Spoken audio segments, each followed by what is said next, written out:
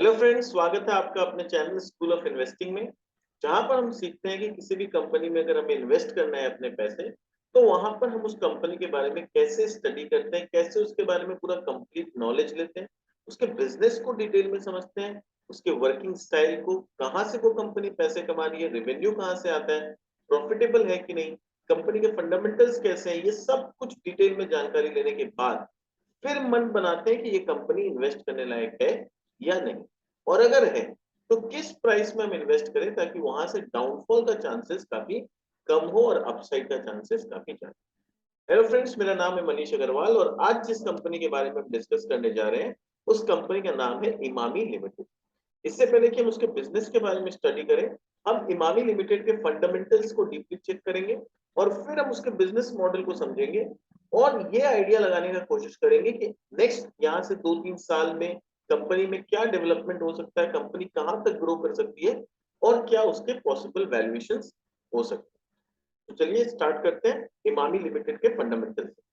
सो Emami limited का आज हम देखें तो मार्केट कैपिटल जो है वो 21,455 करोड़, करेंटली 486 के आसपास ट्रेड कर रही है। इनका हाई जो गया हुआ है कंपनी का 622 रुपया ऊपर हाई गया हुआ है शेयर प्राइस, और नीचे 393 रुपया गया हुआ। करेंटली 25.6 के पीई पे ट्रेड कर रही है कंपनी। बुक वैल्यू 47.1 है। रिटर्न ऑन कैपिटल एम्प्लॉयड, मुझे जो चीज इंटरेस्टिंग लगा इस कंपनी में और क्यों मैंने डिसाइड किया कि थोड़ा इसके बारे में स्टडी करते हैं और आइडिया लेते हैं कि कंपनी का फ्यूचर क्या है, क्या फ्यूचर ग्रोथ प्रोस्पेक्ट है। क्योंकि रिटर्न ऑन कैपिटल एम्प्लॉयड आप देखिए 30.6%, तो रिटर्न ऑन कैपिटल एम्प्लॉयड काफी अट्रैक्टिव है। Return on equity is 41.6%।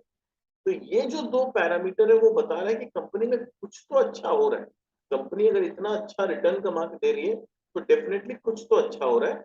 अब डिटेल जब इसके बिजनेस को समझेंगे तब एक्चुअली में पता लगेगा कि कुछ अच्छा हो भी रहा है या नहीं हो रहा है। इंडस्ट्री का पी 46.8 है, तो उसके अगेंस्ट में अगर कंपनी 25.6 पे ट्रेड कर रही है तो इंडस्ट्री के मुकाबले थोड़ी अंडर वैल्यूड है। प्राइस टू बुक देखें तो 10.3, तो 10.3 का प्राइस टू बुक थोड़ा सा वैल्यूएशन हाई दिखता है। Market cap to sales is 6.48, तो यहाँ पर भी थोड़ा सा वैल्यूएशन हाई दिखता है। बट अगर आप एफएमसीजी कंपनी का ट्रैक रिकॉर्ड देखेंगे ना, तो आप पाएंगे कि नॉर्मली सारे एफएमसीजी का मार्केट कैप टू सेल्स थोड़ा हाई रहता है। ये सब एफएमसीजी जो डायरेक्ट कंज्यूमर फेसिंग कंपनीज है, इनके वैल्यूएशन थोड़े से हायर एंड पे रहते हैं, तो वहां पर हम लोग को ऐसा कोई डर नहीं। अब देखते हैं इनका परफॉर्मेंस कैसा है। अगर चार्ट को देखें तो चार्ट में एक इंटरेस्टिंग चीज नजर आया है कि यहाँ पर कंपनी गिरे जा रही थी 50 डीएमए 200 डीएमए के नीचे थी। यहाँ पर जैसे ही इसने 50 डीएमए को क्रॉस किया तुरंत यहाँ 200 डीएमए तक गई। वहां पर 2 बार 3 बार सपोर्ट लिया, फिर वहां से नीचे गई, फिर 50 डीएमए का सपोर्ट लिया, फिर थोड़ा ऊपर गई, फिर 50 डीएमए का सपोर्ट लिया, फिर यहाँ ऊपर गई और इस बार इसने बहुत दिनों बाद 200 डीएमए के ऊपर ट्रेड करना चालू किया। यानी टेक्निकल लेवल पे कंपनियां बुलिश फेज में आने को तैयार है। इसने बहुत कोशिश किया था, ब्रेक नहीं कर पा रहा था 200 डीएमए को। अब बहुत दिनों बाद ये 200 डीएमए को ब्रेक किया, तो कहीं ना कहीं टेक्निकल लेवल पे things are looking sound. Performance में देखते हैं कि क्या ये साउंडनेस परफॉर्मेंस में है कि पीयर से अगर हम कंपेयर करें तो आप देखो डाबर ट्रेड कर रही है 57 के पी पे, गोदरेज 54 के पी पे, मैरिको 54 ऑलमोस्ट, इमामी वहां पर 25 के पी पे ट्रेड करे, ज्योति लैब 3940 के पी पे ट्रेड करे, बजाज कंज्यूमर थोड़ा सा लोअर वैल्यूएशंस पे। तो आप देख सकते हैं कि किस तरह से कंपेयर टू पीयर वैल्यूएशंस थोड़े से कमी। ईबी बाय ईबिटा भी आप चेक करें तो इमामी का 21 का है, बाकी लोगों का 39, 38, 36 इस ईबी बाय ईबिटा पे ट्रेड कर रहे हैं। तो यहाँ पर हम लोग को एक चीज समझ में आ रहा है कि वैल्यूएशन बहुत ज्यादा एक्सपेंसिव भी नहीं है compare to the industry trends. Quarterly performance का बात करें तो मार्च में 770 करोड़ का रेवेन्यू था, जून में ये बढ़ के 778 करोड़ हो गया। तो बहुत ज्यादा कोई खास टॉप लाइन में ग्रोथ नहीं आया। हाँ, पिछले जून से कंपेयर करें तो 661 करोड़ से बढ़ के 780 करोड़ ऑलमोस्ट हुआ है, तो वहां पर थोड़ा सा डेवलपमेंट है। ऑपरेटिंग प्रॉफिट का बात करें तो 158 करोड़ से बढ़ के इस क्वार्टर में 169 करोड़ हुआ है। ऑपरेटिंग प्रॉफिट मार्जिन भी पिछले क्वार्टर से थोड़े बेटर हुए, 21% से 22% हुआ है। बट ओवरऑल देखें तो इनका जो ट्रेंड रहता है 35-36% का जो ऑपरेटिंग मार्जिन का ट्रेंड रहता है वो नहीं है, क्योंकि हम लोग जानते हैं कि रॉ मटेरियल के प्राइसेस, चाहे वो क्रूड ऑयल हो, चाहे वो कमोडिटी हो, किसी भी तरह के रॉ मटेरियल के प्राइसेस में काफी हाइक हुआ है। तो जितना प्राइस अचानक से डबल ट्रिपल हो गया, उतना इन्होंने कस्टमर को ये लोग पास ऑन नहीं कर पाए। और ये रीजन है कि पिछले 2 क्वार्टर से हम देख रहे हैं कि इनका जो ऑपरेटिंग मार्जिन है वो थोड़ा सा कम हुआ है। यहाँ बीच में मार्च और जून में भी कम हुआ था जब लॉकडाउन लगा था। फिर इन्होंने ऑपरेटिंग मार्जिन अपना सितंबर और दिसंबर में कवर अप किया। अब इसके पीछे देखिए 2 कारण है। क्यों मैं हमेशा बार बार इस चीज पे फोकस करता हूँ कि हमें फंडामेंटल्स तो देखना चाहिए, बट बिजनेस एनालिसिस बहुत जरूरी है। क्योंकि आप नहीं समझ पाओगे बिजनेस को पढ़े बिना, बिजनेस का नॉलेज लिए बिना, कि ऐसा क्या कारण है कि इनका सितंबर और दिसंबर में 35-36% का मार्जिन होता है, यहाँ भी 35% का मार्जिन हुआ, मार्च और जून में ये मार्जिन घट जाता है, यहाँ भी मार्च और जून में घट गया। ठीक है, तो आप ये ट्रेंड एनालाइज कर पाओगे कि यहाँ पर आप देखो कि किस तरह से इनका सितंबर और दिसंबर क्वार्टर में जनरली मार्जिन हाई रहता है। तो क्या कारण है कि मार्जिन हाई रहता है, फिर जून और मार्च में कम हो जाता है? तो क्या दोबारा से सितंबर और दिसंबर में मार्जिन हाई हो जाएगा? अगर ऐसा बात है तो आई कैन प्रिडिक्ट कि जून का अभी मार्जिन 22% आया है, आने वाला सितंबर में दोबारा से ये मार्जिन 35-36% चला जाएगा। क्यों? क्योंकि कंपनी का बिजनेस मॉडल ही है। पर क्वेश्चन इज, क्या मैं जानता हूँ कि कंपनी का बिजनेस मॉडल ऐसा है? क्या मैंने बिजनेस को डीपली स्टडी किया है? अगर किया है तो आप ये चीज समझ पाओगे। वरना क्या होगा, आपके लिए एक मिस्ट्री जैसा रहेगा कि ऐसा क्यों होता है, क्यों यहाँ मार्जिन कम है, फिर बढ़ गया, फिर मार्जिन कम हो जा रहा है, क्या फिर से बढ़ेगा कि नहीं? तो ये सारा कुछ आपके मन में जो डाउट है ना, ये तब क्लियर होगा जब आप बिजनेस को डीपली एनालाइज करोगे। इसलिए मेरा हमेशा फोकस होता है कि नंबर्स तो ठीक है, बट नंबर से ज्यादा इंपॉर्टेंट होता है बिजनेस। क्योंकि नंबर्स जो है वो बिजनेस की वजह से, नंबर ज्यादा by product of the business. तो बिजनेस अगर सही होगा तो नंबर अपने आप सही हो जाएंगे, मुझे नंबर को सही करने की जरूरत नहीं पड़ेगी, है ना? तो नंबर्स पे फोकस उतना नहीं करके अगर बिजनेस को एनालाइज करें तो वो एज ए एनालिस्ट ज्यादा इंपॉर्टेंट होता है। तो ऑपरेटिंग मार्जिन यहाँ पर हम देख सकते हैं, नेट प्रॉफिट आप देख सकते हो कि यहाँ पर पिछले क्वार्टर से अगर आप नेट प्रॉफिट कंपेयर करेंगे तो आपको लगेगा कि 356 करोड़ का रेवेन्यू था, वो घट के 74 करोड़ हो गया। प्रैक्टिकली आप देखो तो इसमें हुआ तो पिछले क्वार्टर में इन्होंने टैक्स इनफैक्ट रिफंड पाया। तो इसलिए आफ्टर टैक्स का प्रॉफिट देखने से क्या होता है, बहुत बार कंफ्यूजन हो जाता है, क्योंकि टैक्स के एडजस्टमेंट होते हैं, इसका बिजनेस से कोई लेना देना नहीं। आप तो देखो प्रॉफिट बिफोर टैक्स, उससे एक्चुअली आपको कंडीशन समझ में आएगा कि बिजनेस का क्या है। तो 98 करोड़ का प्रॉफिट था, प्रॉफिट बिफोर टैक्स, जो कि जून में 85 करोड़ हो गया। तो यहाँ पर क्या हुआ, भले मार्जिन थोड़े से बढ़े, ओवरऑल प्रॉफिट बिफोर टैक्स थोड़ा सा कम हुआ है। उसके पीछे कारण क्या है? उसके पीछे कारण ये है कि अदर इनकम जो इनका 38 करोड़, 17 करोड़, 25 करोड़ ऐसा हुआ करता था, वो अदर इनकम इस क्वार्टर में सिर्फ 6 करोड़ आया। और ये अदर इनकम कम होने के कारण एक्चुअली यहाँ पर प्रॉफिट बिफोर टैक्स कम हुई। ठीक है, दैट इज द रीजन। और अर्निंग पर शेयर कितना है, 1.67 का अर्निंग पर शेयर है। तो अगर हम दिसंबर से कंपेयर करें, सितंबर से कंपेयर करें, तो खासा खराब दिखेगा। बट सितंबर और दिसंबर इनके लिए एक्सेप्शनल क्वार्टर होता है, वो हम लोग समझेंगे। अपने को कंपेयर करना है जून से। तो पिछला जून में 1.75 का अर्निंग था पर शेयर, इस बार 1.67 है। तो पिछले जून से कंपेयर करके भी हम लोग देखते हैं तो अर्निंग थोड़ा सा खराब ही हुआ। उसके पहले वाले जून जहां पर कंप्लीट लॉकडाउन लग गया था, वहां पर 87 पैसा का अर्निंग था। अगर प्री कोविड लेवल पे जाए जून 2019 में, तो वहां पर 86 पैसा का अर्निंग था। तो इस एंगल से अगर हम देखें जून टू जून वाइज, तो वहां से जून टू जून यहाँ पर अर्निंग्स थोड़े थोड़े बढ़ रहे हैं। हाँ, पिछला जून के कंपैरिजन में थोड़ा सा अर्निंग पर शेयर कम हुआ है। और उसके पीछे का रीजन हम लोग जान सकते हैं कि क्यों कम हुआ है। बिकॉज कमोडिटी प्राइसेस, कोल के प्राइसेस और फ्रेट प्राइसेस, ये सब आसमान छू रहे हैं। और इतना ज्यादा प्राइसेस होने के बाद भी अगर कंपनी बहुत ज्यादा उसके प्रॉफिट में फर्क नहीं पड़ा है, तो आई कैन से कि उतना भी बुरा परफॉर्मेंस नहीं है। क्योंकि हम जानते हैं कि रॉ मटेरियल का प्राइसेस पिछले अगर साल से कंपेयर करें तो डबल ट्रिपल हो चुका है। तो वहां पर कंपनी का प्रॉफिट उतना भी ज्यादा खराब नहीं आया। पूरे साल का परफॉर्मेंस देखें तो मार्च 2022 में कंपनी ने 3,200 करोड़ के आसपास का टॉप लाइन किया है। पूरे साल का जो जो मार्जिन है, ब्लेंडेड मार्जिन 29% रहा है। और अर्निंग पर शेयर 19 रुपए का कंपनी का रहा है।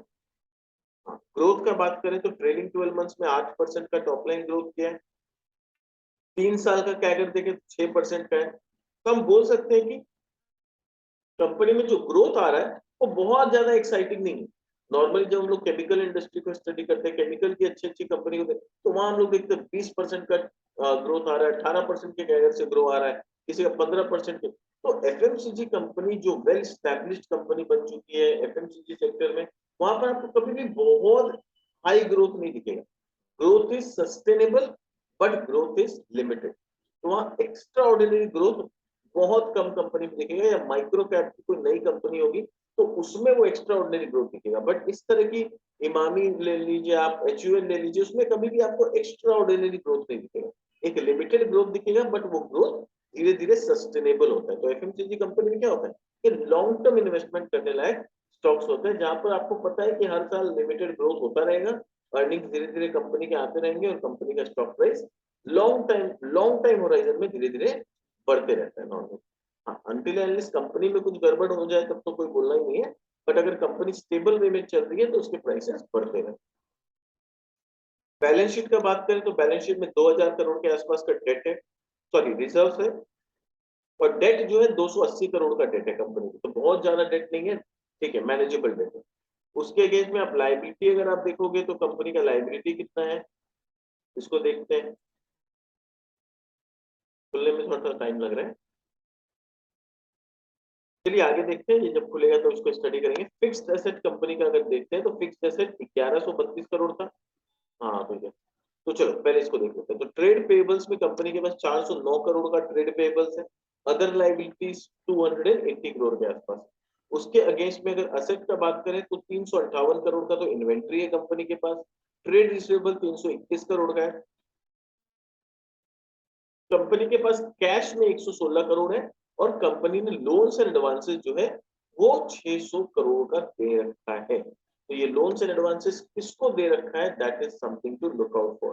तो हम लोग ऊपर देखते हैं कहीं ये कंटिंजेंट लायबिलिटी में तो नहीं है। क्या है इसके कॉन्स में, क्या है, स्टॉक हाई वैल्यू पे ट्रेड कर रहा है, company has delivered poor sales growth, promoter के शेयर्स प्लेज है। This is also one of the reason कि क्यों मैंने इस कंपनी को स्टडी किया। इसके ऊपर एक रिसेंट एक न्यूज आर्टिकल आया है, वो भी हम लोग देखेंगे कि ये प्लेज को लेके मैनेजमेंट ने क्या कहा। तो बाकी तो ठीक है, लोन्स एंड एडवांसेस काफी दे रखा है, तो ये थोड़ा सा देखने लायक होता है कि कंपनी ने ये लोन किसको दिया है, क्या सब्सिडरी को दिया है, तो ये एनुअल रिपोर्ट में जाके अपने को चेक करना पड़ता है। तो लोन्स एंड एडवांसेस 579 करोड़ है। तो ये अभी क्या है इनका, देखिए एनुअल रिपोर्ट आया कि नहीं, हाँ फाइनेंशियल ईयर का एनुअल रिपोर्ट आ गया है, तो हम एनुअल रिपोर्ट में चाहे तो जाके चेक कर सकते हैं कि लोन्स एंड एडवांसेस किसको दिया हुआ। कैश फ्लो देखें तो 644 करोड़ का कैश फ्लो ऑपरेशन है, तो which is a good sign. Investing activity में देखें तो 234 करोड़ का इन्होंने इन्वेस्टमेंट किया है। कहां पर किया है, फिक्स्ड एसेट खरीदा है 484 करोड़ का। इन्वेस्टमेंट मोरलेस नेट ऑफ हो गया, सेट ऑफ हो गया एक दूसरे से, परचेज और सेल्स। बाद बाकी अदर इन्वेस्टिंग आइटम में इससे इनको 223 करोड़ रुपए रिलीज हुआ है। तो finally cash from operating activity के बाद कैश और फाइनेंसिंग एक्टिविटी में 234 करोड़ रुपया लगा है। फाइनेंसिंग एक्टिविटी में 402 करोड़ रुपया माइनस है। क्यों माइनस हुआ है, क्यों नहीं, इन्होंने 80 करोड़ का तो बोरोइंग्स रिपे किया है, पर 50 करोड़ का बोरोइंग लिया भी है। तो ये कम हुआ है डिविडेंड पेमेंट की वजह से। कंपनी ने जो डिविडेंड पेमेंट किया है उसके वजह से ये फाइनेंसिंग एक्टिविटी में नेगेटिव दिखता है। डिविडेंड पेइंग कंपनी है, तो कंपनी अगर डिविडेंड पे कर रही है, प्रॉपर्ली अपना टैक्सेस पे कर रही है, तो हम समझ सकते हैं कि कंपनी का बिजनेस ठीक है, मतलब ग्रोथ बात का चीज है, कंपनी का बिजनेस रन हो रहा है और एक ढंग से रन हो रहा है, that is important. Cash conversion cycle का बात करें तो नॉर्मली 9 दिन 10 दिन का रहता है, अभी 19 दिन का हो गया बिकॉज ऑफ लॉजिस्टिक्स प्रॉब्लम्स।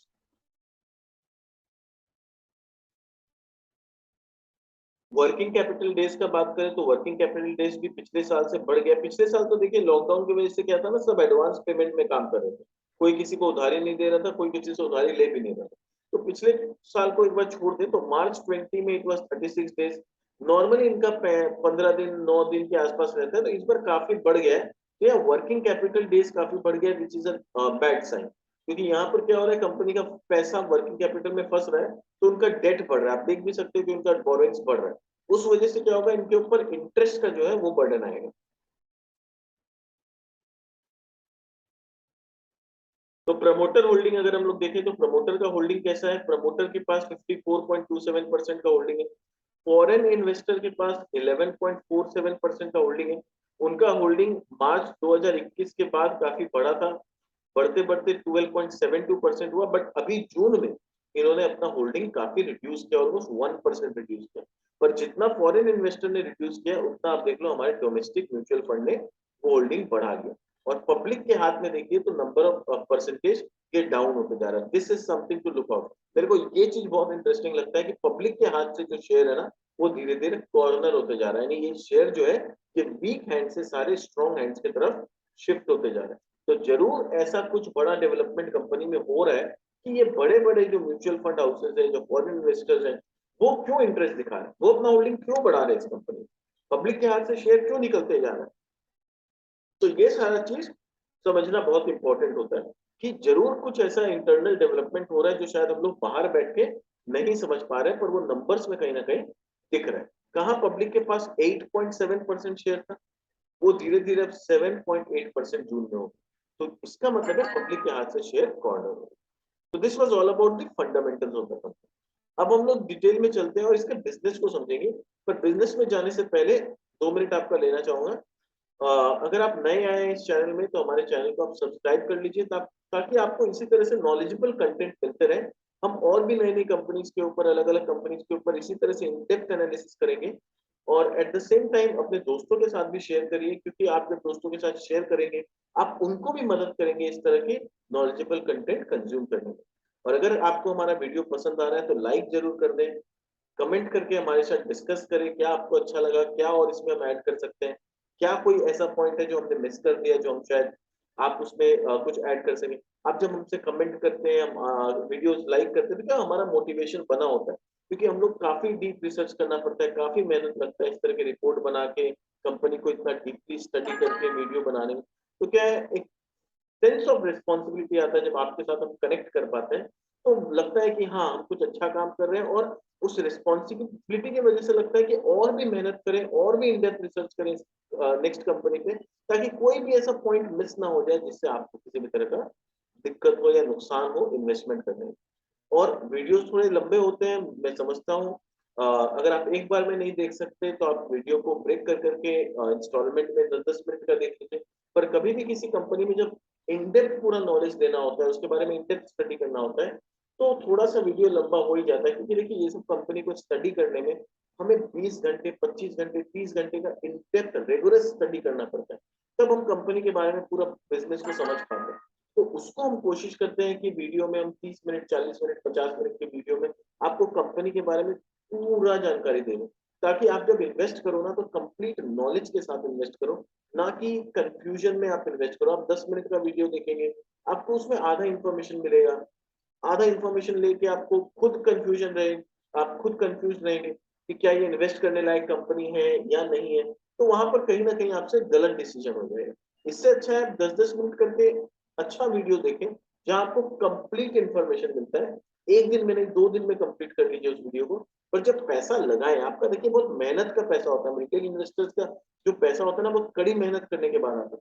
तो जब हम पैसा कमाने में जब इतना मेहनत करते हैं, हम सुबह से शाम तक ऑफिस में काम करते हैं, या कोई अपने बिजनेस में काम करते हैं, कोई दुकान में काम करते हैं, जब 8 घंटा, 10 घंटा, 12 घंटा हम काम करते हैं उस पैसे को कमाने के लिए, तो क्या हम पैसे को इन्वेस्ट ऐसे ही आंख बंद करके 10 मिनट का वीडियो या इनकम्प्लीट इन्फॉर्मेशन देख के लगा दें? आप खुद ही सोचिए, क्या ये प्रैक्टिकल है? क्या ये कॉमन सेंस का चीज? ऐसा किसी को भी नहीं करना चाहिए। आप कोई भी कंपनी को पूरा अच्छा से समझे, अच्छा से स्टडी करें, एटलीस्ट 1 घंटा, 1.5 घंटा टाइम दे उस कंपनी को समझने में, फिर अपना मेहनत का पैसा उसमें लगाए, वरना क्या होगा, लॉस होने का चांसेस। हम भी जानते हैं कि रिटेल इन्वेस्टर्स नॉर्मली मार्केट में लॉस करके ही निकलता है, बहुत कम लोग होते हैं जो मार्केट में पैसा कमा पाते हैं। इसलिए रिक्वेस्ट करूंगा कि आप पूरा वीडियो जरूर देखें, इस कंपनी के बारे में पूरा नॉलेज लें, और फिर मन बनाए कि इस कंपनी में आपको इन्वेस्ट करना है कि नहीं। तो this was from my side. अब आगे बढ़ते हैं और इसके बिजनेस को समझते हैं। तो कंपनी क्या काम करती है, इसको आराम से धीरे धीरे समझेंगे और इसके बिजनेस प्रोस्पेक्ट को आगे देखेंगे। तो Emami limited is one of the leading and fastest growing personal and health care business. तो ये किस बिजनेस में? पर्सनल केयर प्रोडक्ट्स बनाती है और हेल्थ केयर प्रोडक्ट्स बनाती है और इंडिया में इनका मैन्युफैक्चरिंग सेटअप है with N inevitable portfolio of household branding. तो इसके प्रोडक्ट का आप नाम सुनेंगे तो आप पहचान जाएंगे कि अरे इसको तो हम रोज देखते हैं, ये तो रोज हमारे घर में यूज होता है। बट मे भी बहुत लोग होंगे जिनको पहली बार पता होगा कि ये जो प्रोडक्ट है ये इमामी लिमिटेड कंपनी का बोरोप्लस। ऑलमोस्ट सबके घर में बोरोप्लस पाया जाता है। Navratna hair oil, fair and handsome, Zandu balm, menthol plus balm, fast relief balm. तो ये क्या प्रोडक्ट का नाम हम लोग पहली बार सुन रहे हैं? ऑफ कोर्स नॉट, हम इनका टीवी में एड्स देखते हैं, घर में भी इनके प्रोडक्ट्स को ज्यादातर लोग यूज करते हैं, बट बहुत कम लोग जानते हैं कि ये इमामी कंपनी का प्रोडक्ट। हम लोग को लगता है बोरोप्लस एक कंपनी है, नवरत्न एक अलग कंपनी है, फेयर एंड हैंडसम एक अलग कंपनी है। नहीं, ये सब अलग अलग ब्रांड्स होते हैं। तो ये क्या होता है, मार्केटिंग स्ट्रेटेजी होता है, जहां कंपनी क्या होता है हर प्रोडक्ट का अपना एक ब्रांड क्रिएट करता है, बट कंपनी जो मैन्युफैक्चरिंग करती है वो मोस्ट ऑफ द टाइम एक ही कंपनी होती है। तो यहाँ पर ये जो नवरत्न, फेयर एंड हैंडसम, ये सब क्या है, ये सब ब्रांड्स है कंपनी, कंपनी का ये नाम नहीं है। ठीक है, आई थिंक ये बहुत जन लोगों को नहीं पता होगा, इसलिए मैंने इसको इतना समझा दिया। स्टैब्लिश्ड कब हुई थी? 1974 में। इसके पास आज 250 प्लस प्रोडक्ट्स हैं इनके पास, और इनका बिजनेस 61 कंट्रीज में चलता है। जीसीसी कंट्रीज में, यूरोप में, अफ्रीका में, सीआईएस कंट्रीज में, सार्क में, ये सारे जगह इनका बिजनेस चलता है। तो what is CIS countries? Russia, Ukraine, ये जो कंट्रीज है वहां पर भी इनका बिजनेस है। So over 100 Emami products are sold every second. Her second 100 products बिकता है इसका somewhere around the world.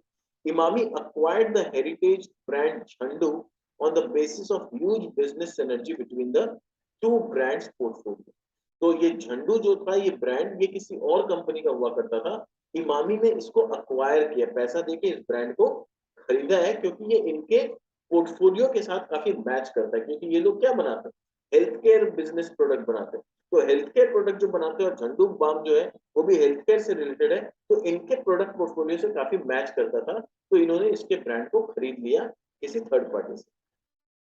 Promoter के बाद जो मैं बता रहा था कि प्रमोटर का जो प्लेज है और उसको लेके जो रिसेंट अपडेट आया उसके बारे में डिस्कस करते हैं। करंटली प्रमोटर के पास 54.27% स्टेक है एज ऑन जून 30, 2022। ये रिड्यूस हुआ है, ये पहले था 62.74% 31 मार्च 2019 को, और ये जो टोटल होल्डिंग है उसका करीब करीब 32% होल्डिंग प्लेज किया हुआ। कंपनी के मैनेजमेंट का बोलना है, the company management is in process of liquidating certain business segment to reduce the promoter level debt in near term to reduce the pledge to below 20%. अब ये समझते हैं कि प्रमोटर प्लेज क्या होता है। बहुत लोगों को पता होगा, बहुत लोगों को मे भी ना भी पता। तो एक बार समझ लेते हैं कि प्रमोटर प्लेज क्या होता है, किस कंडीशन में प्रमोटर अपने शेयर को प्लेज करता है। सपोज मैंने एक कंपनी खोली, तो मैं उस कंपनी का अगर प्रमोटर हूं तो मेरे पास करीब करीब 62-63% शेयर है। मान लीजिए 100 शेयर में 63 नंबर शेयर, 63 शेयर्स मेरे पास। मुझे अपने पर्सनल किसी रिक्वायरमेंट के लिए उस किसी पैसे का जरूरत पड़ता, तो मैं क्या करता हूं, अपना शेयर बैंक में गिरवी रख देता हूं, उसके अगेंस्ट में लोन ले लेता हूं। तो आपको क्या लगता है, ये लोन कंपनी ने लिया है? नहीं, ये लोन कंपनी नहीं लेती है, ये लोन प्रमोटर ने लिया है अपने किसी पर्सनल नीड को फुलफिल करने की। मे भी प्रमोटर को अपना कोई बंगला बनाना था, तो बंगला में रुपया खर्च होता है, उसने अपने शेयर को प्लेज करके बैंक से लोन लेके अपना बंगला बना दिया। अब प्रमोटर बोल रहा है कि जैसे जैसे मेरा कमाई होगा मैं वो लोन चुका दूंगा, और लोन चुका दूंगा तो मेरा शेयर वापस से मेरे पास आ जाएगा। तो क्वेश्चन आता है, ये तो प्रमोटर का पर्सनल मैटर है, उससे हम शेयर होल्डर्स को या इन्वेस्टर को इतना डरने का क्या जरूरत है, या इतना टेंशन लेने का क्या जरूरत है? इसमें टेंशन लेने का जरूरत देखिए ये होता है कि जब प्रमोटर अपना शेयर बैंक को गिरवी रखते, तो वहां पर क्या हो जाता है कि क्योंकि मेरा शेयर बैंक के पास गिरवी है और उसके अगेंस्ट में मैंने ऑलरेडी रुपया उठा रखा, तो डर ये होता है एज एन इन्वेस्टर कि कहीं प्रमोटर का अपने बिजनेस में इंटरेस्ट तो कम नहीं हो जाएगा। क्योंकि शेयर अगर बैंक के पास प्लेज रहता है और प्रमोटर ने ऑलरेडी पैसा ले लिया, वो पैसा अगर इन केस प्रमोटर बैंक को नहीं चुका पाएगा तो बैंक वाला क्या करेगा? बैंक वाला उस शेयर का होल्डर बन जाएगा, और बैंक वाला क्या करेगा, जब देखेगा प्रमोटर का पर्सनल हालत खराब है तो वो उस शेयर को मार्केट में बेच सकता है अपना पैसा खड़ा करने के लिए। बैंक वाले को तो शेयर ट्रेडिंग करके पैसा नहीं कमाना, उसको तो अपना लोन वापस चाहिए, लोन जो दिया उसका पैसा रिटर्न चाहिए। तो जब देखेगा कि प्रमोटर अगर लोन नहीं चुका पा रहा, बैंक वाला क्या करेगा, शेयर को मार्केट में बेच देगा, तो वहां मार्केट में अचानक से एक बड़ा सप्लाई आ जाएगा और वहां पर शेयर का प्राइस अचानक से बहुत ज्यादा गिर जाए। और दूसरा चीज है, प्रमोटर का अगर शेयर बिक गया, प्रमोटर के पास अगर कोई इंटरेस्ट नहीं है उस कंपनी में, तो प्रमोटर फिर उतना एग्रेसिव डिसीजन नहीं लेंगे, उतना बिजनेस में मेहनत क्यों करेंगे।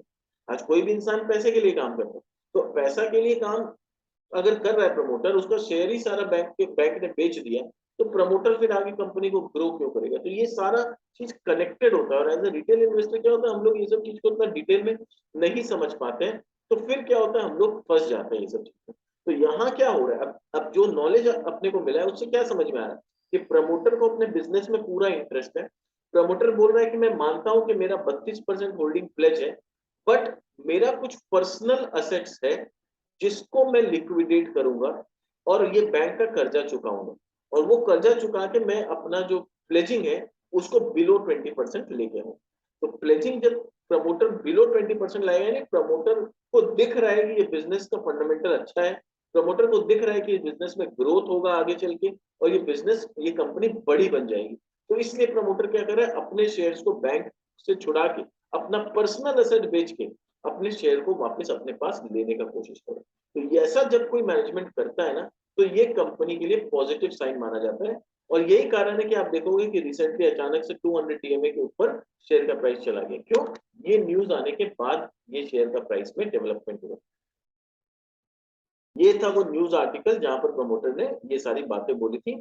तो प्रमोटर के पास क्या है, इमामी हॉस्पिटल बिजनेस इनका अपना है, जो कि रन होता है आमरी हॉस्पिटल के ब्रांड से। तो आमरी हॉस्पिटल जो है वो भी इमामी के प्रमोटर्स का ही है, इमामी लिमिटेड का नहीं है। आप ये मत सोचिए कि इमामी लिमिटेड का कोई सब्सिडियरी, नहीं। ये जो प्रमोटर है ना, आमरी के और इमामी के दोनों सेम है। तो ये आमरी जो है प्रमोटर का बिजनेस है, प्रमोटर का पर्सनल बिजनेस है। इससे हम इमामी लिमिटेड के शेयर होल्डर को कोई लेना देना नहीं। बट वो बोल रहे हैं कि हमारा जो आमरी बिजनेस के ब्रांड में जो हॉस्पिटल चलता है, पर्सनल हम लोग का प्राइवेट लिमिटेड कंपनी होगा या कुछ होगा, उसको हम प्रोसेस में है कि हम लोग उसको बेचेंगे, और वहां से करीब करीब 1800 करोड़ रुपया में बेचने का प्लान है। While the promoter expect to raise another 700 to 800 crore by selling various real estate across the country। तो प्रमोटर का रियल एस्टेट में भी काफी अच्छा इन्वेस्टमेंट किया हुआ है, तो वहां पर भी ये लोग अपना रियल एस्टेट बेच के वहां से भी 700-800 करोड़ रुपया रेज करेंगे। तो इतना रुपया जब प्रमोटर रेज करेंगी, तो उससे प्रमोटर बैंक का कुछ लोन चुका के अपना प्लेजिंग को कम करने के प्लान। ब्रांड्स क्या क्या है, तो ये पूरा इसके ब्रांड्स का बात करें तो इसमें आप देख सकते हो पूरा फेमस ब्रांड्स है इनके, Boroplus, Navratna, Zandu, fair and handsome, Kesh King, menthol, Mentho plus, fast relief, Dermicool, Emami oil. ये डर्मीकूल इनका नहीं था, ये डर्मीकूल अभी इन्होंने रिसेंटली एक्वायर किया, ठीक है ना। फिर ही, फिर Emami golden beauty talc, naturally fair, Emami emulsion cream. तो ये सारे बहुत अच्छे अच्छे ब्रांड्स कंपनी के पास है, जहां से इनका ब्रांड वैल्यू दिन पे दिन बढ़ते जा रहा है। मार्केट शेयर बाय वॉल्यूम अगर हम चेक करें, तो नवरत्न का मार्केट शेयर वॉल्यूम, यानी वॉल्यूम वाइज मतलब कि जितना प्रोडक्ट, मान लीजिए फॉर एग्जांपल कि नवरत्न क्या है, नवरत्न ठंडा ठंडा कूल कूल जो ऑयल हम लोग बोलते हैं, ठंडा तेल। तो ठंडा तेल अगर बाजार में 100 पीस बिकता है, तो उसमें 66 पीस नवरत्न बिकता है, बाकी 34 पीस कोई दूसरे ब्रांड के प्रोडक्ट, यानी वॉल्यूम वाइज, ठीक है। इनका शेयर कितना है, 66.4%। किसमें? नवरत्न ऑयल में। बोरो प्लस में इनका कितना है, 74%। यानी जो ये जो बोरो प्लस, बोरोलीन, इस तरह के जो क्रीम होते हैं, उसमें क्या है, अगर 100 पीस बिकता है तो 74 पीस बोरो प्लस बिकता है, बाकी 24-25 पीस जो है वो कोई दूसरे ब्रांड के प्रोडक्ट बिकते हैं। जंडू एंड मेंथो प्लस में 55%, केश किंग में 26%, फेयर एंड हैंडसम में 65%। तो देख सकते हैं कि अपने हर सेगमेंट में ये कहीं ना कहीं मार्केट लीडर है। कैसे बोल सकते हैं मार्केट लीडर? अगर मेरा वॉल्यूम में, मार्केट शेयर में जो वॉल्यूम है वो 51% से ऊपर है, तो I am a market leader, simple as that. मेरे से ज्यादा तो किसी का हो ही नहीं सकता। तो यहाँ पर मेजोरिटी ऑफ द सेगमेंट में, केश किंग को अगर छोड़ दें, तो मेजोरिटी ऑफ द सेगमेंट में इनका 51% से काफी ज्यादा है। तो वहां पर हम देख सकते हैं कि they are market leader in their own niche. Brand कौन सा है? Year of acquisition. ये सारे ब्रांड्स इन्होंने क्या है, एक एक करके अक्वायर किए। कौन से ईयर में इन्होंने अक्वायर किया, आप पढ़ सकते हैं। किस कैटेगरी में है? बोरोप्लस हम जानते हैं एंटीसेप्टिक क्रीम में, नवरत्न ठंडा तेल में, fair and handsome men's fairness cream में, झंडू बाम्स के कैटेगरी में, केश किंग मेडिकल ऑयल के कैटेगरी में। इसका साइज कितना बड़ा है, कैटेगरी जो है, ये मार्केट साइज कितना बड़ा है, उसमें इनका पेनिट्रेशन कितना है, इनका मार्केट शेयर कितना है। तो कैटेगरी पेनिट्रेशन यानी मार्केट साइज 681 करोड़ का है, अभी भी इन पेनिट्रेशन जो हुआ है 26% का पेनिट्रेशन खाली मार्केट में इन प्रोडक्ट्स का हुआ है। और कंपनी का market share as on December 2021 was 68%। And market share of the next competitor, जो कॉम्पिटिटर है इनका 30% का मार्केट शेयर है, यानी दे आर नंबर 1 और नंबर 2 है वो बहुत पीछे है इनसे। सिमिलरली नवरत्न ऑयल में also they are number 1, market share 66%। Second जो कॉम्पिटिटर है वो 28% है। फेयर एंड हैंडसम में इनका मार्केट शेयर 64% है, they are number 1 in their zone. तो सेकंड कॉम्पिटिटर का 27% है, झंडू में 55% है। वैसे केश किंग में खाली एक केश किंग है जहां पर यहाँ पर भी ये लोग नंबर 1 बता रहे हैं, बट ऐसा नहीं है कि 51% से ज्यादा इनका मार्केट शेयर है, बट स्टिल 29% मार्केट शेयर में भी इनका बोलना है कि वी आर नंबर 1। बाकी जो नंबर 2 प्लेयर है उसके पास 19% मार्केट शेयर। तो हम देख सकते हैं कि अपने हर एक ब्रांड और कैटेगरी में दे आर नंबर 1। तो कंपनी का ब्रांड पोर्टफोलियो जो है ना, इस तरह की जो एफएमसीजी कंपनी होती है ना, जो डायरेक्ट कंज्यूमर फेसिंग कंपनी, उसमें brand pledge a very important. आपका ब्रांड कितना स्ट्रांग है, लोग ब्रांड रिकॉल कितना अच्छा से कर सकते हैं। जैसे क्या है, जब हम लोग कोल्ड ड्रिंक लेते हैं तो कोल्ड ड्रिंक के दिमाग में पहला क्या आता है, थम्स अप, कोका कोला। क्यों? क्योंकि brand recall value is very strong, कि कोल्ड ड्रिंक का नाम सुनते ही दिमाग में थम्स अप का इमेज आएगा, किसी के पेप्सी का इमेज आएगा। तो ये ब्रांड रिकॉल बहुत मैटर करता है, क्योंकि आप जब दुकान में सामान खरीदने जाते हो तो आपको जब एंटीसेप्टिक क्रीम लेना होगा ना, आपके दिमाग में पहला नाम आएगा बोरोप्लस। ठीक है, तो बोरोप्लस नाम सुनते ही आपको, और आप और किसी एंटीसेप्टिक क्रीम के तरफ देखोगे भी नहीं, सीधा दुकानदार के पास आप जाएंगे, बोलेंगे भैया बोरोप्लस लीजिए। तो ये ब्रांड का ताकत होता है, और एफएमसीजी कंपनी अपने ब्रांड्स के हिसाब से वैल्यूएशन पाती है। तो जितना आपका ब्रांड वैल्यू स्ट्रांग होगा उतना आपका मार्केट में वैल्यूएशन बढ़ेगा। बिजनेस सेगमेंट देख सकते हैं इन लोग का पूरा overall group, not only Emami limited, पूरे ग्रुप का जो बिजनेस है वो क्या क्या चीज में आप पढ़ सकते हैं यहाँ पर। मैन्युफैक्चरिंग फैसिलिटी इनका कहाँ पर है, तो Emami has a manufacturing plant each in Kolkata, Guwahati, Pantnagar Uttarakhand में, वापी में, सिलवासा में, और तालासरी महाराष्ट्र में। ये सब जगह इनके अपने अपने प्लांट लगाए हुए हैं। In fiscal 2014 Emami through its one of its subsidiaries set up a manufacturing plant in Gazipur west Bangladesh. तो बांग्लादेश में भी इन्होंने अपना 2014 में एक प्लांट लगाया है। डिस्ट्रीब्यूशन नेटवर्क कितना स्ट्रांग है, क्यों ये इंपॉर्टेंट पैरामीटर होता है, क्योंकि एफएमसीजी कंपनी में क्या है कि कंज्यूमर अपने को डेली जो रोजाना का सामान होता है वो कंज्यूमर क्या करता है, नीचे उतरेगा, अपने बगल वाले दुकान में जाएगा, वहां पर जो प्रोडक्ट मिल रहा है लेके आ जाएगा। ठीक है, ब्रांड तो होता है कि आपको एंटीसेप्टिक क्रीम चाहिए, आप दुकानदार को बोलेंगे बोरोप्लस दीजिए, बट क्वेश्चन है क्या उस दुकानदार के पास बोरोप्लस अवेलेबल है कि नहीं। अगर अवेलेबल नहीं है तो ऐसा तो नहीं है कि आप बिना लिए आ जाओगे, पहला प्रेफरेंस आपका बोरोप्लस है। पर अगर आपको वहां बोरोप्लस नहीं मिलता है दुकानदार के पास, तो आप बोरोलिन लेके आ जाओगे, कोई दूसरा लेके आ जाओगे। ठीक है, तो इसलिए क्या होता है, distribution reach plays a very important role, कि आपका प्रोडक्ट क्या पूरे इंडिया में स्प्रेड है, कहां तक आपका डिस्ट्रीब्यूशन रीच है, कितने रिटेलर्स हैं, कितने होलसेलर्स हैं, ये बहुत मैटर करता है। तो इनका जो रूरल कवरेज है, ये सब जो छोटे मोटे सामान होते हैं गांव में काफी बिकते हैं, तो टायर 2 टायर 3 सिटीज में भी अच्छा डिमांड होता है। तो रूरल कवरेज में FY21 में इनका 32,000 टाउन्स में पहुंच था, जो FY22 में बढ़ के 40,000 टाउन्स में इनका पहुंच गया। इंक्रीज डायरेक्ट रीच का बात करें तो FY16 में 6.4 लाख आउटलेट्स इनके पास थे, जो FY22 में 9.4 हो गया। तो आप देख सकते हैं कि कंपनी कितना एग्रेसिवली अपने डिस्ट्रीब्यूशन नेटवर्क को बढ़ा रही है, और जब जब कंपनी का डिस्ट्रीब्यूशन नेटवर्क बढ़ेगा एफएमसीजी सेक्टर में, तब तब उनके टॉप लाइन में ग्रोथ नजर आएगा, अगर इकोनॉमी में किसी तरह का कुछ नेगेटिव नहीं होगा। अगर इकोनॉमी स्टेबल है, बहुत ज्यादा ग्रो नहीं भी कर रही है, तो एक स्टेबल इकोनॉमी में एफएमसीजी सेक्टर में डिस्ट्रीब्यूशन रीच जितना होगा, आपको टॉप लाइन बढ़ता हुआ नजर आएगा। हेल्थ केयर आउटलेट का बात करें तो FY21 में 0.78 लाख से नहीं 78,000 हेल्थ केयर आउटलेट्स थे, जो बढ़ के अभी 1,09,000 आउटलेट्स हो गए। तो यहाँ भी आउटलेट्स बढ़ रहे हैं।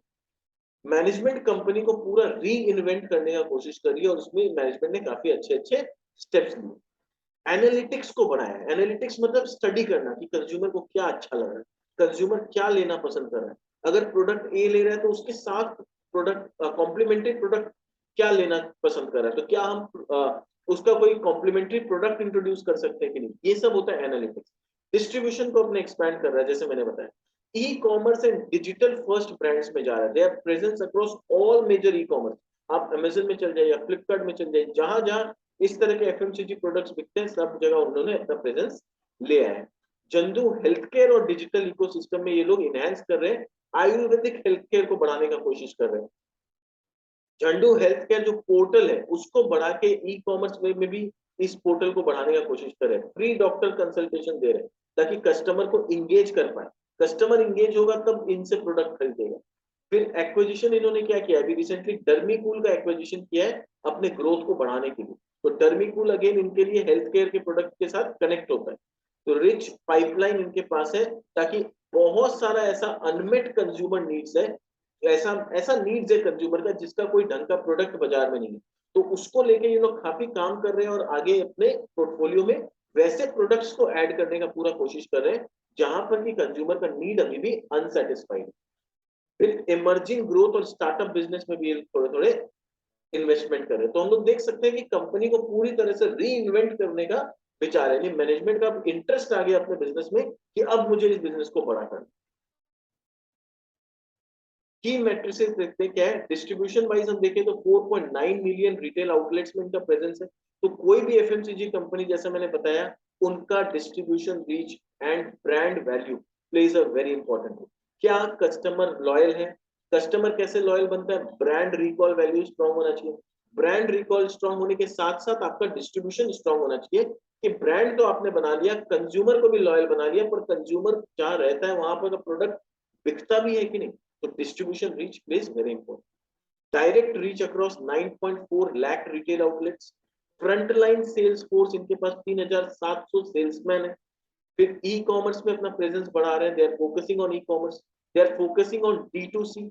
ठीक है, landed D2C website for Zandu, Kesh King and Boro plus ये लोग बनाए हैं। फिर ई B2B बिजनेस को बढ़ाने का प्लान में जियो मार्ट के थ्रू, उड़ान के थ्रू अपने प्रोडक्ट को बेच रहे हैं। तो बेसिकली ये लोग अपने प्रोडक्ट का होलसेलिंग का भी काम जियो मार्ट और उड़ान के थ्रू कर रहे हैं। फिर बात करें तो ये लोग ब्रांडिंग अपना इंप्रूव कर रहे हैं, deep and focus on core brands and extension अपने ब्रांड्स को बढ़ा रहे हैं। Launched 4 products and more than 20 e commerce launches. तो 4 नए प्रोडक्ट इस ईयर में इन्होंने लॉन्च किए और 20 से ज्यादा ई कॉमर्स लॉन्चेस इन्होंने किए। Focused on R&D around enhanced product efficiency. R&D पे इनका काफी फोकस है ताकि प्रोडक्ट एफिशिएंसी को बढ़ाया जा सके। मल्टीपल SKUs और लो यूनिट पैकेट्स ये लोग बना रहे हैं ताकि लोअर क्लास जो कस्टमर एक बार में ज्यादा पैसा पेमेंट करना अफोर्ड नहीं कर सकता है, छोटे छोटे सैशे में अपने प्रोडक्ट को लेके आ रहे हैं ताकि वहां तक भी इनका रीच पहुंचे। मैन्युफैक्चरिंग के लिए लोग मोर देन 300 प्रोडक्ट्स मैन्युफैक्चर करते हैं।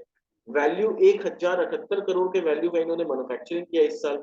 7 मैन्युफैक्चरिंग यूनिट्स है इंडिया में और एक बांग्लादेश में। थर्ड पार्टी मैन्युफैक्चरिंग यूनिट्स भी इनके पास काफी है, ओवरसीज में भी है कि दूसरे के थ्रू मैन्युफैक्चरिंग करवाते हैं, यानी इंडिया के बाहर कुछ लोगों के साथ इनका कॉन्ट्रैक्ट मैन्युफैक्चरिंग का काम ये लोग दे रखे हैं, वो लोग मैन्युफैक्चर करके इनको प्रोडक्ट सप्लाई करते हैं। इंटरनेशनल बिजनेस में 60 प्लस कंट्रीज में इनका बिजनेस फैला हुआ है। Started third party local manufacturing ये लोग स्टार्ट किए कहां पर, यूएई में। ठीक है, तो हम लोग देख सकते हैं कि किस तरह से ये लोग इंडिया के बाहर भी अब अपने बिजनेस को एक्सपैंड करने में लगे हैं। तो बांग्लादेश में एक मैन्युफैक्चरिंग यूनिट इन्होंने 2014 में बनाया था। अब यूएई में एक लोकल मैन्युफैक्चरर के साथ टाई अप किया है ताकि मिडिल ईस्ट के मार्केट को केटर किया जा सके। तो कंपनी अब बिजनेस को ग्रो करने में काफी एग्रेसिवली काम कर रही है। एक्विजिशन का ट्रैक रिकॉर्ड देखें तो 2015 में इन्होंने केश किंग जो इनका ब्रांड है वो अक्वायर किया था। किससे किया था? SBS बायोटेक प्राइवेट लिमिटेड एक कंपनी थी, उससे 1651 करोड़ में ये ब्रांड खरीदा। FY28 में the company acquired strategic stake in Helios Lifestyle Private Limited and Belair Science Private Limited to foray into professional saloon and online male grooming segment। तो mail का जो ग्रूमिंग किट्स आता है, शेविंग क्रीम हो गया, razor हो गया, after shave lotion हो गया, फेयर एंड हैंडसम क्रीम हो गया, इस तरह का जो मेल ग्रूमिंग सेगमेंट है उसके लिए इन्होंने इस कंपनी को अक्वायर किया। जून 2018 में इन्होंने company FZE Dubai based only own subsidiary of the company उसको अक्वायर किया। उसका 7.5% मतलब इमामी की एक सब्सिडरी ने 7.5% स्टेक अक्वायर किया MS लोली ब्यूटी जो कि यूएस बेस्ड कंपनी थी। ये क्या बनाती थी? Natural and organic personal care products बनाती थी। तो पर्सनल केयर प्रोडक्ट्स में इंटर करने के लिए उन्होंने यूएस की इस कंपनी को 2018 में एक्वायर किया। रिसेंटली इन्होंने क्या एक्वायर किया? Dermicool. The acquired Dermicool, one of the leading brands in the prickly heat and cool talc segment. ये किससे एक्वायर किया? रैकेट एंड बैंक्स्टर के साथ से एक्वायर किया। कितना में? 432 करोड़ में इस प्रोडक्ट को, इस ब्रांड को एक्वायर किया। फिर ट्रू नेटिव में एक्वायर किया 20% almost 21% equity in true native private limited, D2C business that markets nutritional product under true native brand. तो ये कंपनी क्या एक्वायर करती है? ये कंपनी बनाती है न्यूट्रिशनल प्रोडक्ट और ट्रू नेटिव के ब्रांड से ये प्रोडक्ट बिकता है। तो इसमें इन्होंने करीब करीब 21% का होल्डिंग लिया। ये कंपनी को नहीं खरीदी है, इस कंपनी में 21% अपना होल्डिंग बढ़ाया। तो इस कंपनी में जो कमाई होगा उसका 21% जो है शेयर अपने इमामी लिमिटेड को मिलेगा। फिर अपना बिलेर में इंक्रीज स्टेक इन बिलेर एंड द मैन कंपनी। तो बिलेर में और मैन कंपनी अपना स्टेक बढ़ाया है। कितना? 34% से बढ़ा के ऑलमोस्ट 57% कर लिया है। और जो हीलियोस लाइफस्टाइल है उसमें 33% से बढ़ा के करीब करीब 49% होल्डिंग कर लिया। तो हम देख सकते हैं कि एक एक करके अपना होल्डिंग कंपनी बढ़ा रही है, अपने ब्रांड पोर्टफोलियो को स्ट्रॉन्ग कर रही है, अपने डिस्ट्रीब्यूशन रीच को बढ़ा रही है और इंडिया के बाहर अब एक्सपोर्ट करने पे भी ज्यादा जोर दे रही है। रिस्क क्या है और उन्होंने कैसे मिटिगेट किया? तो पहला रिस्क तो मैक्रो इकोनॉमिक है। तो वो तो हम समझ सकते हैं कि किस तरह से कंपनी क्या कर सकती है। रॉ मटेरियल और पैकिंग जो इनके कंट्रोल में, उसमें जो सिग्निफिकेंट रिस्क है वो इंक्रीज इन कॉस्ट ऑफ और storage of raw material and impact margin. तो ये बोल रहे हैं कि रॉ मटेरियल को स्टोर करने का खर्चा या रॉ मटेरियल को खरीदने का खर्चा, क्योंकि रॉ मटेरियल का दाम बढ़ रहा है तो वहां इनका मार्जिन इम्पैक्ट हो सकता है। ये मैनेजमेंट ने पहले ही बोल रखा है कि ये रिस्क है। और अभी जब यूक्रेन और रशिया के वॉर के बाद क्रूड ऑयल का दाम बढ़ गया, कमोडिटी के सारे दाम बढ़ गए, फ्रेट कॉस्ट बढ़ गया, तो हम देख सकते हैं कि इनका मार्जिन थोड़ा सा हैम्पर हो रहा है। और उसको करने के लिए कंपनी क्या करती है? The company purchase department monitors the market closely. Based on the market intelligence, effective hedging measures are undertaken to offset increase in raw material cost, besides making strategic purchase in case of supply constraint. Company also develops multiple vendor base for raw material procurement and uses the reverse auction method to moderate cost. यानी company hedging करके रखी है ताकि अगर एक जगह price बढ़ जाए तो दूसरी जगह मेकअप हो जाए। दूसरा, बहुत सारे वेंडर्स के साथ इनका कॉन्ट्रैक्ट है। ऐसा नहीं कि किसी एक या दो वेंडर पे रिलाई करते हैं कि अगर उस वेंडर के एंड से अगर सप्लाई रुक जाए तो बहुत दिक्कत आ जाए, ऐसा कुछ नहीं करते हैं। बहुत सारे मल्टी वेंडर्स के साथ ये लोग काम करते हैं और रिवर्स ऑक्शन मेथड के थ्रू रॉ मटेरियल प्रोक्योर करते हैं। तो ऑक्शन में क्या होता है? जो सबसे कम बिडिंग लगाता है उसी से रॉ मटेरियल खरीदते हैं। तो वहां पर क्या होता है? इनको सस्ता में रॉ मटेरियल। ब्रांड पे कितना खर्चा करती है, दैट इज इंपॉर्टेंट। तो 471 करोड़ इन्होंने 2019-20 में ब्रांड पे खर्चा किया है। 2021 में 458 करोड़ किया है और 21-22 में 523 करोड़। तो यहाँ पर स्पेंडिंग थोड़ा सा कम हो गया था बिकॉज वी ऑल नो कि लॉकडाउन था, पूरा साल ही डिस्टर्ब था। तो वहां पर कंपनी ने ज्यादा ब्रांडिंग और एडवर्टीजमेंट ये सब नहीं किया क्योंकि कोई सीरियल्स नहीं आ रहे थे, कोई टीवी में प्रोग्राम्स ढंग का नहीं आ रहा था। तो वहां पर ब्रांडिंग करके कोई मतलब भी नहीं। अभी फिर इन्होंने 523 करोड़ का ब्रांड स्पेंडिंग किया। कितना परसेंट है रेवेन्यू का? ये जो 19-20 में इन्होंने खर्चा किया था वो 17% ऑफ द टोटल रेवेन्यू था। फिर अभी जो किया है वो 16.4% ऑफ द टोटल रेवेन्यू। तो इंटरेस्टिंग चीज क्या है कि एब्सोल्यूट टर्म्स में तो खर्चा बढ़ा, उन्होंने ज्यादा एडवर्टीजमेंट किया, बट रेवेन्यू इतना बढ़ गया कि परसेंटेज टर्म्स में ज्यादा खर्चा करने के बाद भी परसेंटेज टर्म्स में ये पहले से कम हो। तो ये एक पॉजिटिव साइन होता है कि मैं पैसा भी ज्यादा खर्चा कर रहा हूँ बट रेवेन्यू के परसेंटेज टर्म्स में ये नीचे जा रहा है। तो नीचे जा रहा है यानी मेरा रेवेन्यू ज्यादा बढ़ रहा है। फिर 1 रुपया का एडवर्टीजमेंट करके कितना रुपया का रेवेन्यू जनरेट करती है? तो यहाँ पर 19-20 में 5 रुपया 60 पैसा का रेवेन्यू जनरेट होता था 1 रुपया का एडवर्टीजमेंट करके। आज 1 रुपया का एडवर्टीजमेंट करके 6 रुपया 10 पैसा का रेवेन्यू आता है। तो ये सब एक पॉजिटिव डेवलपमेंट की तरफ इशारा कर रहा है। R&D कितना करती है company as a percentage of revenue? तो 19-20 में 0.7% था, 21 में भी 0.7% था और अभी FY22 में ये बढ़ के 0.8% हो गया। तो इनका कॉम्प्रिहेंसिव रिसर्च करने के पीछे ऑब्जेक्टिव क्या होता है? सॉरी, कि नए प्रोडक्ट का इनोवेशन कर सके, या कोई ऐसा प्रोसेस डेवलप करे कि सस्ते में हम अपने प्रोडक्ट को बना पाए।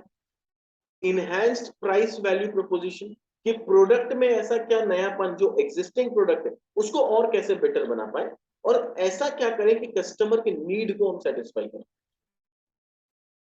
Q1 FY23 का परफॉर्मेंस देखें तो ये परफॉर्मेंस थोड़ा सा खराब हुआ है। रीजन अभी देखेंगे, समझ में आएगा कि जो पेन मैनेजमेंट जो सेगमेंट है इनका, जहां पर झंडू बाम और इस तरह के दवाई के सेगमेंट है, वहां पर इनका रेवेन्यू 30% डाउन हुआ।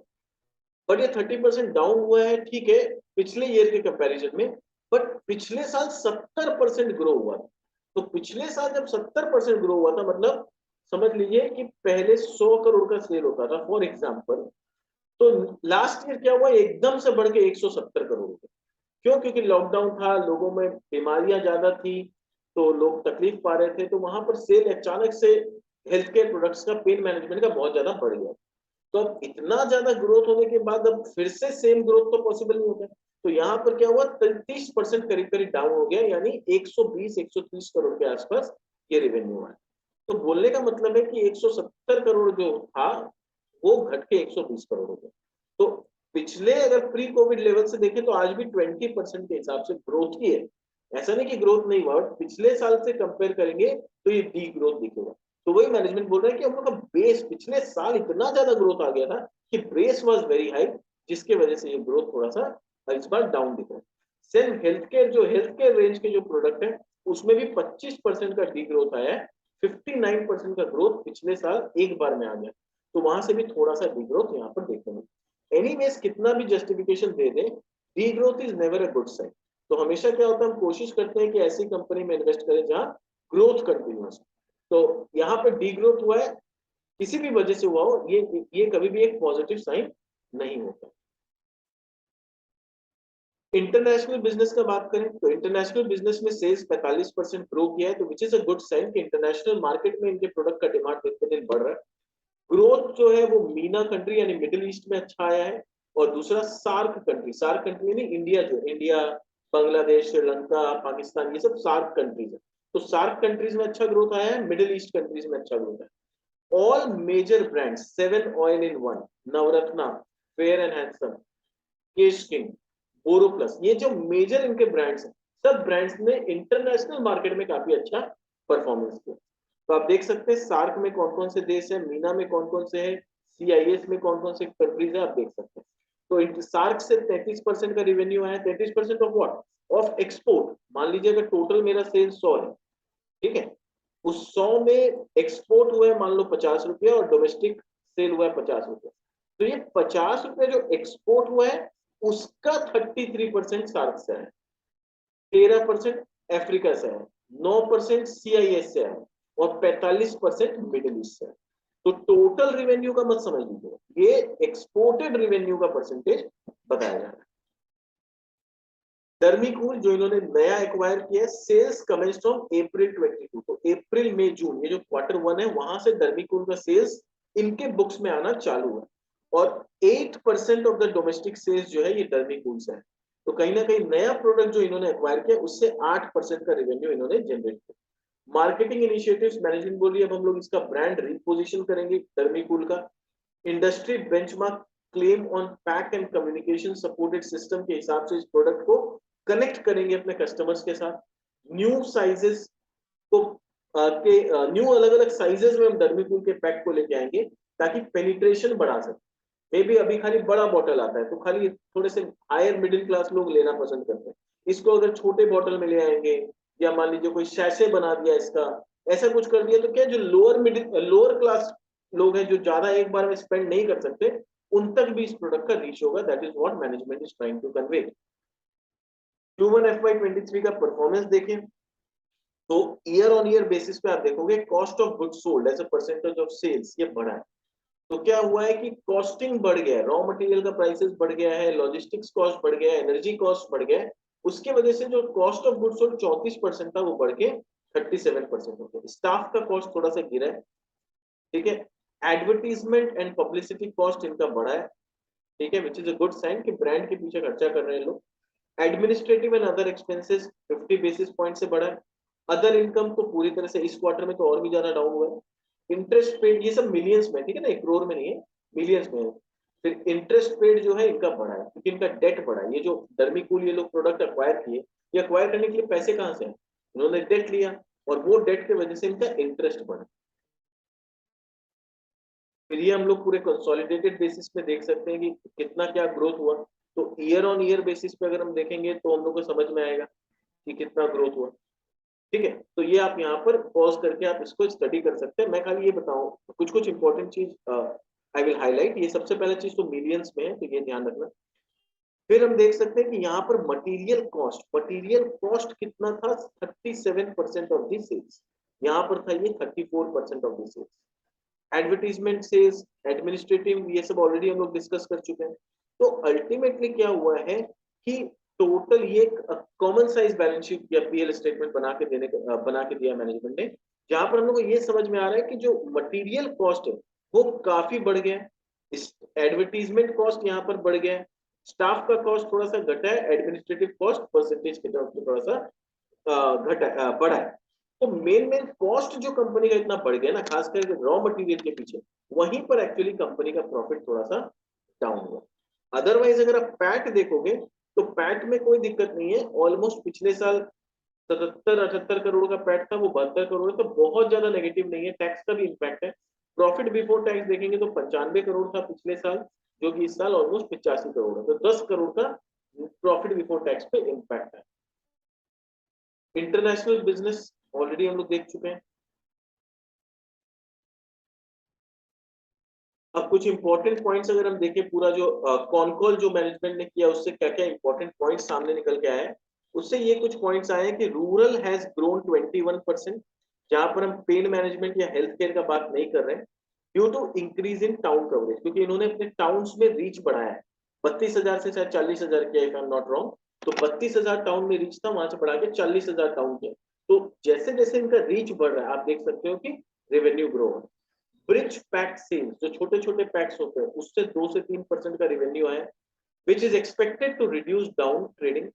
4.5% प्राइस हाइक इन्होंने Q1 में ऑलरेडी लिया है अपने कुछ प्रोडक्ट्स में। Average price increase in FY23 will be in range of 4 to 4.5%. 90%, 10% of Termicool sales occur in January to June and July to September months.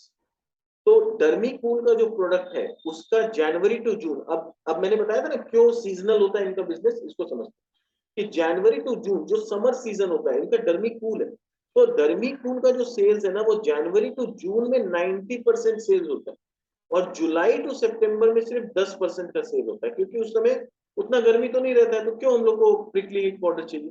तो main cell जो होता है जनवरी टू जून होता है। बाकी आप देखो कि बाम का इनका जो प्रोडक्ट है, मेंस ग्रूमिंग का प्रोडक्ट है, फिर इनका और भी बोरो प्लस का जो प्रोडक्ट है, ये जितना भी मेन मेन ब्रांड है, आप खुद अपने आप को ऑब्जर्व करो, आप समझ पाएंगे कि हम लोग बाम क्या होता है। जो विंटर सीजन होता है, जब सर्दी जुकाम लगता है, तब माथा दुखता है, तब हम लोग बाम ज्यादा यूज करते हैं। विंटर्स में हम लोग बोरो प्लस ज्यादा यूज करते हैं, समर में कौन यूज करता है बोरो प्लस। तो इस वजह से क्या होता है, इनका जो सितंबर का दिसंबर का जो रिजल्ट होता है उसमें आपको मार्जिन हाई दिखेगा, क्योंकि उस समय विंटर से रिलेटेड प्रोडक्ट जिसमें मार्जिन हाई होता है, कॉस्मेटिक ग्रेड के प्रोडक्ट जिसमें मार्जिन हाई होता है, वो ये दो सेकंड क्वार्टर में ज्यादा दिखते हैं। और इस वजह से क्या हमने देखा था कि इनका जो सितंबर और दिसंबर का जो रिजल्ट आता है उसमें मार्जिन हाई हो जाता है। बट उसके बाद क्या होता है, उसके बाद फिर समर सीजन आता है, तो वहां पर मार्जिन, क्योंकि हाई वैल्यू प्रोडक्ट या जो हाई मार्जिन वाले प्रोडक्ट है उसका बिक्री समर सीजन में कम हो जाता है, तो अगेन 2 क्वार्टर इनका मार्जिन थोड़ा सा डाउन होता है। तो आप बिजनेस समझ गए, तो अब आपको क्या हो रहा है, क्लियरिटी आएगा कि अच्छा क्यों होता है ऐसा कि ये 2 क्वार्टर में मार्जिन कम, ये 2 क्वार्टर में मार्जिन ज्यादा। तो ये प्रोडक्ट मिक्स की वजह से होता है कि इनका हाई मार्जिन प्रोडक्ट जो है वो विंटर्स में ज्यादा बिकता है, और समर में जो प्रोडक्ट बिकता है उसमें इतना मार्जिन नहीं होता। तो इसीलिए इन्होंने डर्मीकूल अक्वायर किया, इसी एंगल से में भी कि डर्मीकूल में मार्जिन हाई होगा और वो समर्स में बिकेगा। तो समर्स में जो मार्जिन डाउन हो जाता है डर्मीकूल के सेल्स की वजह से क्या होगा, वो मार्जिन में भी इंप्रूव होता हुआ दिखेगा। Kesh King shampoo contributes 25% of the brand sales. Quarterly amortization rate of Dermocool and other brands will be 220 million. 22 crore का हर क्वार्टर में ये लोग इस ब्रांड को जो अक्वायर किए अमोर्टाइज करेंगे। एंड FY23 में जो एडवर्टीजमेंट स्पेंड करेंगे बोल रहे 17 से 18% हम लोग का एडवर्टीजमेंट स्पेंड होगा। FY23 में टैक्स रेट बोल रहे 18% होगा, क्योंकि हम लोग को कुछ मैक्ट एंटाइटलमेंट मिला है, जिसकी वजह से टैक्स 25% नहीं होगा, 18%। तो टैक्स जब 18% होगा तो ऑटोमेटिकली इनका पैट बढ़ जाएगा, पैट बढ़ जाएगा तो अर्निंग पर शेयर ग्रो होता दिखेगा। अब आता है कि मेरे हिसाब से इतना जो हम लोग स्टडी किए उसके हिसाब से हमें क्या लग रहा है, मुझे क्या लग रहा है कि कंपनी में क्या ग्रोथ आ सकता है और क्या इसके वैल्यूएशन हो सकता है। तो मुझे लगता है कि कंपनी ने अभी जो करंट रेवेन्यू किया है FY22 में 3200 करोड़ के आसपास, अगर बहुत अच्छा कंपनी का बिजनेस चला, मिडिल ईस्ट में बिजनेस और एक्सपैंड हो गया और एक्सपोर्ट मार्केट बढ़ गया, जो इन्होंने डिस्ट्रीब्यूशन रीच बढ़ाया उसका बेनिफिट मिला, तो टॉप लाइन 12% से ग्रो कर सकता है। इबिटा मार्जिन इनका 31% रह सकता है, ये एकदम बुलिश फेज में, बट मुझे भी लगता है कि 31% पूरे साल में रहना पॉसिबल नहीं है, 2 क्वार्टर में भले ही हो सकता है, पूरे साल में इनका 31% तो चांसेस कम है, बट अगर सब कुछ एकदम फेवरेबल रहा तो यू नेवर नो। तो इसलिए मैंने बुलिश फेज में इसको 31% दिया। उस हिसाब से इनका जो टारगेट प्राइस निकल के आता है ये 697 के आसपास जाता है। अभी मैंने जब वर्किंग किया था तब ये 457 था 1-2 दिन पहले, अभी ये 486, तो ऑलरेडी इसमें 30 रुपया का, मेरे वर्किंग करते करते और वीडियो बनाते बनाते 30 रुपया ऑलरेडी ये शेयर प्राइस बढ़ चुका है। अगर नॉर्मल फेज में देखूं तो जो कंपनी का कैगर रहता है 8% का टॉप लाइन ग्रोथ, उतना तो कंपनी कर लेगी। इबिटा मार्जिन, अब रॉ मटेरियल का प्राइस अगर धीरे धीरे नॉर्मलाइज होता है, क्रूड ऑयल का प्राइस नॉर्मलाइज होता है, प्राइस हाइक तो ऑलरेडी ले चुके हैं, पर रॉ मटेरियल का दाम जब गिर जाएगा तो प्राइस हाइक तो बना रहेगा, तो मार्जिन उनका वहां थोड़ा बेटर होना चाहिए। तो मुझे लगता है 29% का मार्जिन पूरे साल में ठीक ठाक कर लेनी चाहिए कंपनी को। तो उस हिसाब से जो टारगेट प्राइस निकल के आता है ये 537-540 के हिसाब से आता है। और अगर कुछ खुदा न खास्ता कुछ खराब हो जाए, पूरा मैक्रो इकोनॉमी में एक इन्फ्लेशन और ज्यादा बढ़ जाए, इकोनॉमी एक रिसेशन फेज में चले जाए, वैसे तो इस तरह के एफएमसीजी प्रोडक्ट को रिसेशन से या बुलिश फेज से बहुत ज्यादा फर्क नहीं पड़ता है, बट मेरा बोलने का मतलब है रॉ मटेरियल के प्राइसेस अच्छे हो जाए, मार्केट में सॉरी अच्छे हो जाए, मतलब बढ़ जाए और इनका मार्जिन स्क्वीज हो जाए, तो फिर क्या हो सकता है, इनका मार्जिन जो है ग्रोथ जो है सिर्फ 6% का आ सकता है, मार्जिन 26% के आसपास रह सकता है। तो ये शेयर प्राइस गिर के 410-412 तक नीचे भी आ सकता है। तो इट ऑल डिपेंड्स कि क्या सिचुएशन बनेगा। और पॉजिटिव एंगल से बात करूं तो इसमें प्रमोटर ने ऑलरेडी एक पॉजिटिव गुड न्यूज दिया है कि वो लोग अपने प्लेज को कम करेंगे, तो मार्केट इसको पॉजिटिवली लेता है जनरली। तो ओवरऑल सिनेरियो ठीक ठाक लग रहा है और ऐसा लग रहा है कि 600-700 नहीं भी तो at least it should reach around 530, ये टारगेट मुझे लगता है कि मे बी अचीवेबल है। बट अगेन मेरे इस किसी भी चीज को रिकमेंडेशन मत समझिएगा, ये ऑब्जेक्टिव वैल्यूएशन निकाल के दिखाना सिर्फ एंड सिर्फ आपको एजुकेट करना है। मैं आपको कंप्लीट नॉलेज देना चाहता हूँ, आपको एजुकेट करना चाहता हूँ कि कंपनी को स्टडी कैसे करते हैं और उस स्टडी के बेस पे अपना एक ओपिनियन के हिसाब से वैल्यूएशन कैसे निकालते हैं। मेरा आपको रिकमेंडेशन देने का कोई ऑब्जेक्टिव नहीं है, सिर्फ आप खुद एनालाइज करें, अपने फाइनेंशियल एडवाइजर से डिस्कस करें, और अगर आपको लगता है कि ये कंपनी में कुछ अच्छा हो रहा है, आगे और अच्छा हो सकता है, तो ही अपने पैसे लगाएं, वरना पैसे ना लगाएं। मेरा कोई रिकमेंडेशन नहीं है और मैं सेबी रजिस्टर्ड एनालिस्ट हूँ। मेरा काम सिर्फ और सिर्फ आपको नॉलेज देना है, आपको कंपनी के बारे में एजुकेट करना है, दैट्स। तो this was all from my side. अगर आपको ये वीडियो पसंद आया, आपको लग रहा है कि हमारे चैनल के साथ जुड़ के आपको कुछ नॉलेजेबल कंटेंट मिल रहा है, आपको कुछ वैल्यू एडिशन हो रहा है, प्लीज हमारे चैनल को सब्सक्राइब जरूर करें, नोटिफिकेशन बेल दबा दें, बेल बटन जरूर दबाएं, ताकि आने वाले जितने भी नए वीडियोस है उसका नोटिफिकेशन आपको रेगुलर बेसिस पे मिलता रहे और आप कोई भी ऐसे नॉलेजेबल कंटेंट को मिस ना करें। अपने दोस्तों के साथ शेयर करें, ताकि क्या होगा, जब आप शेयर करोगे दोस्त लोग को भी नॉलेज मिलेगा और हमारा चैनल भी थोड़ा ग्रो करेगा। तो चैनल ग्रो करने से आप खुद समझते हैं कि हमें भी मोटिवेशन मिलेगा कि हम जो काम कर रहे हैं आपको अच्छा लग रहा है। आप लाइक करोगे तो हमें एक फीडबैक मिलता है, इट इज नथिंग। आप ये लाइक से हमें कोई पैसे नहीं मिलने वाले हैं, तो ये खाली एक मोटिवेशन फैक्टर होता है कि हम कुछ अच्छा कर रहे हैं, आपको हमारे इस वीडियो से कुछ ना कुछ बेनिफिट हो रहा है और आपको वो पसंद आ रहा है, तब क्या होता है, मोटिवेशन रहता है कि चलो हम लोग और मेहनत करते हैं। वरना क्या होता है, कहीं ना कहीं as a normal human being अगर लाइक्स नहीं आते हैं या समझ में नहीं आता है कि व्यूअर्स को हमारे वीडियोस, हमारे कंटेंट पसंद आ रहे हैं कि नहीं, तो कहीं ना कहीं थोड़ा सा demotivation as a normal human being हो ही जाता है। तो this was all from my side, मिलते हैं नेक्स्ट वीडियो में किसी नई कंपनी के साथ, तब तक के लिए बाय बाय।